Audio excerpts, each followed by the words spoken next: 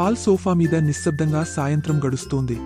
అంతలో రిమోట్లు కొట్టుకోవడం మొదలయ్యాయి. నేనే ఇక్కడ రాజు. నేను కార్టూన్లు, సినిమాలు, క్రికెట్ అందరికీ ఇష్టమైనవాడిని. అయ్యో, టెన్షన్ తీసుకోకండి. నేను అందర్నీ చల్లగా చేస్తాను. నేను లేకుంటే వేసవి భయంకరం. హాహా, నేనే అన్నీ చేస్తాను. గేమ్స్, సంగీతం, యూట్యూబ్, ఫోటోలు, మీ ఇద్దర్నీ కూడా నేనే నడిపిస్తాను. అన్నిటికీ ఒక్కసారిగా కోపం వస్తుంది. టీవీ బ్లింక్ అవుతుంది, ఏసీ బీప్ చేస్తుంది, ఫోన్ దాని యాప్స్ ఆన్ ఆఫ్ చేస్తుంది. ఆ సమయంలో ఆర్యన్ అనే చిన్న బాలుడు లోపలికి వచ్చాడు. ఏంటి మీ గొడవ? నాకు మీ అందరూ అవసరం, కానీ ఫోన్ లేకుండా ఎవర్నీ కనిపెట్టలేను.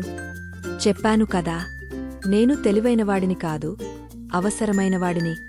ప్రతి పరికరం ఉపయోగకరమే, కానీ మనుషులు బుద్ధితో ఉపయోగించినప్పుడు మాత్రమే.